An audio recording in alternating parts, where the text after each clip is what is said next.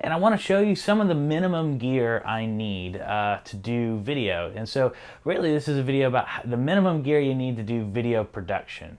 And to do kind of an all in-house, all yourself. And when I say minimum, now you can always scale down a little bit more, or you could scale up a little bit more. But this is what I've found has kind of been like the good catching point, like the good price to performance, like the best I can do for the least amount of money, the sweet spot I've found. And I'm going to show you my gear that I use to do that. And you might find that you can do it with a little less. You might find you might want more, and that's okay. That's what you're supposed to do. And I'm just going to hopefully give you a starting point when it comes to your YouTube channel and what to do. And I'm going to be doing more production-like videos like this on our channel. Right now I have mostly Vegas tutorials, and those are still be coming out. And I'm also working on Udemy lessons as well to kind of learn how to edit more holistically, less about how to use the software, more about how to edit. But it will be using Vegas Creative Software, both Pro and Movie Studios. But if you're looking for the tutorials, we have them right here. Anyway, without further ado, let's talk about the minimum gear you need to be in video production, which is also could be a YouTuber, but really I use a lot more than this. So for really everything I use, first off, let's talk about good video. And the secret to good video is good audio. It just is. So forget about video. You could be looking at a pixelated mess. You could be looking at a picture I found on Google. If you can't hear me well, you're not going to stay around. But if you can hear what I'm saying clear and reasonably crisply, you're going to stick around if you're interested in the content. So content's important and crisp audio is important, but to get crisp audio, the two things I use is I use this blue snowball mic because it's cheap and affordable, and it's a really good USB mic. It goes right to a computer, and it's great for screen capture stuff, which is what I use. This is every time you hear me, and Steven uses this too on when you watch Steven's videos. Every single time you hear one of us on a screen capture video, it is always with this blue microphone. And it's not actually a blue microphone. Blue's the brand. And really any of the stuff, if you want to buy it through our affiliates link, if you actually find out you might want to use it yourself, that'd be awesome. That would help us out a lot. If you don't buy it through the affiliates link, that's okay. I just appreciate the view and appreciate the help. So anyway, so the blue snowball microphone is great at close range audio. It's super clear and it's very dynamic too. I've used it in groups. This is the ICE version, but you can get one that has different settings for the microphone, whether it's omnidirectional or whether it's cardioid, and there's kind of a mid-range option for it as well. It's not exactly like a hypercardioid. It's a little bit different, but you can kind of use it whether you're further away from you, closer to you, or in a group. This one's the ICE version. It's just a cardioid. If you don't know what a cardioid is, it just means it kind of's got a heart-shaped pickup pattern. That's pretty typical. If of a personal cardioid, that's exactly what you want. And so you can kind of use it about here. If you use it here, you get a lot of pop when you talk, but you're not going to hear the pop, hopefully, because I'm using my lav mic right now. But fantastic. I really can't suggest a better mic. And if you're wondering what mic to get first, this one. I have recorded external audio so much. I've only recently started using this lav mic. I bought it a long time ago, but I've recently started using this lav mic more because of the convenience of other things, which I'm about to talk about. But this blue snowball mic is just so important if you're Twitch streaming, if you're recording yourself, if you can even just sit it right here and talk. And if people don't mind seeing a mic in the shot, you can just sit it right here and talk, and then sync up your audio later in your editor, and you're gonna have fantastic audio. So the next mic I'm gonna talk about needing, and now you need at least one good mic. You really do. Your camera mic is just, if your camera mic's okay in about one filming situation maybe, but in general you're gonna want a good mic. And so if you don't need a desktop mic, or if you want to add another good mic, I highly suggest a little omnidirectional. Omni means picking up everywhere. Omnidirectional Audio-Technica lav mic. So lavalier mic is a mic that you just kind of hook to your clothes. Usually you'd wear a collar shirt. I'm going lazy today and wearing my Star Wars shirt. Now I'm going to lose all monetizableness of this video because I just said Star Wars. No, but this omnidirectional Audio-Technica mic is great for going right to the camera, which is what I'm doing right now. I've got it plugged in right to the camera, and it's perfect for shooting somewhere where there might be a lot of ambient noise, where you just really want to pick up that one person. You want to get the mic right up there next to their throat, where you can just hear their voice and work with it. I use it, capture it pretty softly and turn it up in post, but there's a lot of different ways to use it. It uses a watch battery. Always carry extra batteries with you. But this mic has proven extremely useful to me. Really, between the two mics, I've not needed another one. A good shotgun mic is something, I don't have a good one. I have a shotgun mic that I've used. I do not have one I'm going to recommend today. I'm still looking for those. So if you have a good shotgun mic, comment down below and I'll give it a check out. I do tech reviews on the main channel, Tech Dive, but this channel is more about what to do, like how to use the gear, what gear to collect, how to use the editors, what editors to use, and stuff like that. So it's more about the production. So now, good video is inevitably captured with a good camera. And I highly suggest a camcorder. If you're just getting started, like if you're just getting started on YouTube, don't be afraid to use your cell phone. Plug in that lav mic to the cell phone and go. Get started, practice. We'll talk more in another video up here about how the basics of video production, like the best ways to get a good video even with nothing, just how to frame the video itself. But a good camera, a camcorder, is really what you want, because a camcorder is all about press and play and going. And as you learn more, getting one that has the ability to manipulate all the different settings, including aperture, including frame rate, including resolution, if you can manipulate that stuff, you have much more control over what you can do. But if you're just getting started, I highly recommend going with a Sony camcorder. So I have a Sony AX100. I love it. This is what I'm using right now. It is clear, crisp video. Steven's got an AX54, and that is super helpful, super good. It's got a good balancing gimbal in it too, inside the camera. That's awesome, and it's got a good sensor in it. I highly recommend something that's clear. So if you're a professional videographer, you're gonna want to look more towards the high end.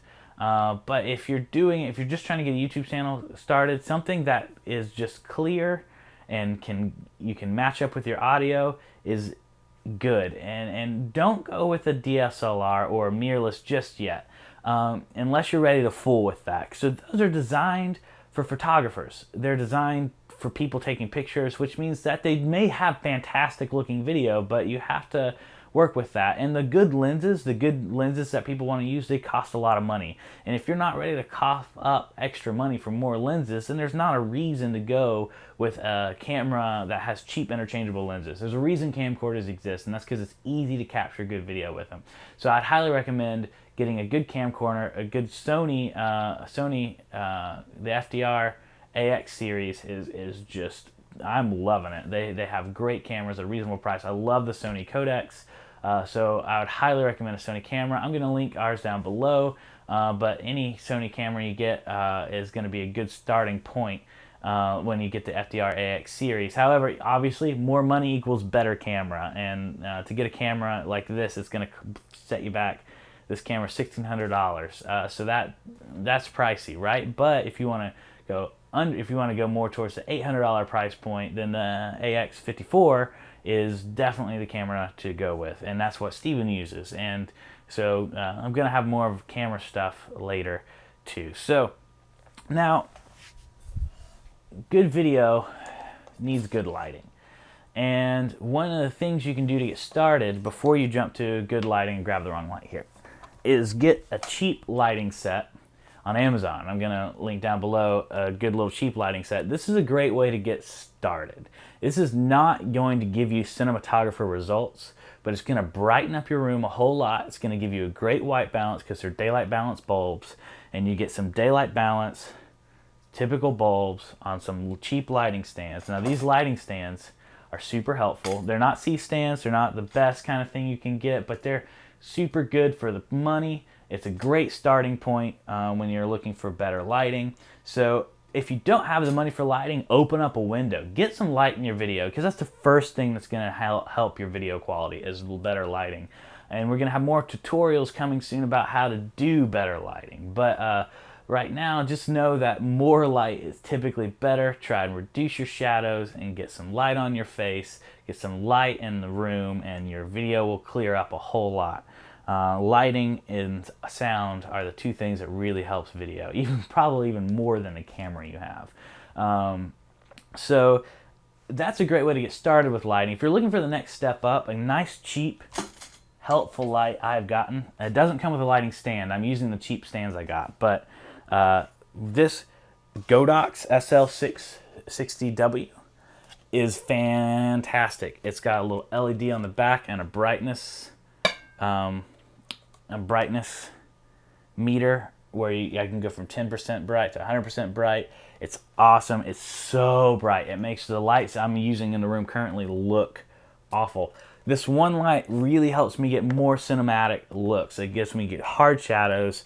It's a really good Fresnel replacement. If you're looking for video Fresnel, like you want some kind of professional cinematographer light and you don't have the money for it, this is definitely what I would recommend. And more of these, the better. They even have the remote too, if you want to use a remote to dial up and down the lighting. But it's very good. Just such a strong, even cast of light, daylight balance light that's just extra helpful. And now you can diffuse it as well. If you want to diffuse it, just put some dryer sheets or a piece of paper even in front of it to further out to kind of make the light source seem bigger and make your shadows even softer. Whoopsie. But this one or two of these is going to go a long way. Really 3, and you can do anything you want. But 1, with the help of some, if you get that first lighting kit to get you started and you add this to it, you're really going to have a whole lot of options on what you can do with lighting. Like I said, so the minimum would just be any kind of extra light. Open a window, but best price to performance, I highly, highly recommend this light. Now, so we talked about video, what camera to use. We've talked about crisp audio and a couple different ways to get that. We've talked about lighting. What we need to talk about now is a tripod. So the one I'm using currently is a cheap photo tripod. That's what my camera's on. But what I always use, what I typically use, the only reason, I just wanted this as a prop, so the only reason I'm using the other tripod that camera's sitting on, what you're sitting on right now, is because I wanted to show you this this tripod. So this tripod is super great. It's got a fluid head. See how I can move the head around like that? It's not the best. There's always a better tripod. There is always a better tripod. But it's something. This is a great tripod to get started with. It's actually a video tripod. It's meant to handle the heavier cameras you have, and you can do some pan and tilt shots with it. Those kinds of shots are very important when you're doing your own video work, and really adds to the production value when you can do it. And you cannot do it with a photography tripod. So if you are going to get started, I would highly recommend any tripod, a good little cheap photography tripod as the lowest end option. But this is a great low end video tripod. This is about as cheap as you can get and have a functional video tripod. Functional is the word I would use for it. I've used way better, trust me, but this is functional. Coming from my Manfrotto tripods, the name brand tripods I used in video school, to this. This is a bit of a dive, but you know what? I have not, straight away, I bought 2 of them. So as the other one wore out, I got a good several years of use out of it. It's a Magnus VT300. So the Magnus VT300, I will link that down below as well. So one of the things that comes in those cheap photography sets is umbrellas, and umbrellas are good diffusers as well. Probably edit that into the video earlier. One important thing that I forgot to mention is my studio headphones. Now these are cheap studio headphones. They're by One Audio, and they're very functional. I've had them for about a month now, and I've been using them all the time. And as far as studio goes, so you might think, oh, I got speakers, why would I need headphones? Or I already got headphones. The thing is those headphones manipulate the audio to make it sound better to the person listening to music or YouTube videos or whatever. But if you're an editor, you need something that leaves it alone. It gives you a really true picture of what you're editing, and gives you a clear, crisp picture of what you're editing. High fidelity audio, but they give it to you without manipulating, whether it's manipulating the bass and stuff. And this is not trying to make it sound better, it's trying to make it sound honest. You need honest headphones, because when you're editing your audio, that's extremely important. And I've actually had mishaps editing audio, doing it on a couple of different speakers to be safe, and it comes out back and people come back and said, oh, the music's too loud, or oh, I really had trouble hearing your voice, and that kind of thing happened because I didn't understand. I couldn't hear what was really happening. And so these are so cheap. I highly recommend, if you're editing video a lot, just grab a pair of these when you get started. And when you're capturing the audio, use these to see what you're hearing, to see if you're getting the audio good when you're capturing it. And then use these again when you're editing, and when you're setting your levels of your audio and your music and everything. And you're going to have a lot better idea what everyone else is going to be hearing, not just you. So now that you got all that and you want a good editor to edit it with, I highly recommend using movie studios. And so I'm just gonna, my channel has a ton more videos about these. I will link them in the corner here, but this is Vegas Pro. Movie Studios is also a really cheap way to edit very good video. And it's not going to be a big review of it, but I'm just going to say, if you want to be able to cut your video, overlay images, if you want to be able to do it quickly, if you want to be able to edit your audio, if you want to be able to add music to your video, if you want a lot of options with your video, you can get that with Movie Studios. So I would totally grab Movie Studios. It's usually around $100. It's on sale a lot. You can grab that through my affiliates link as well. Now it's super helped me out. But if you don't, that's okay too. It's got a lot of really helpful things. This is 4K video I'm editing on this cheap software. I use both Pro and Movie Studio since I'm a Magix affiliate, but I just love them both. I use Movie Studio all the time because I used it for professional work for years. I've made a lot of money with that. I paid $80 for a copy, and I've made a lot of money on that one cheap software. And Vegas Pro does a lot more. It's great, but a lot of people don't even use half of what makes Pro. They really only use Movie Studios as far as features go. So if you're looking for a great editor at a cheap price, Movie Studio is just a baby brother version of Vegas Pro.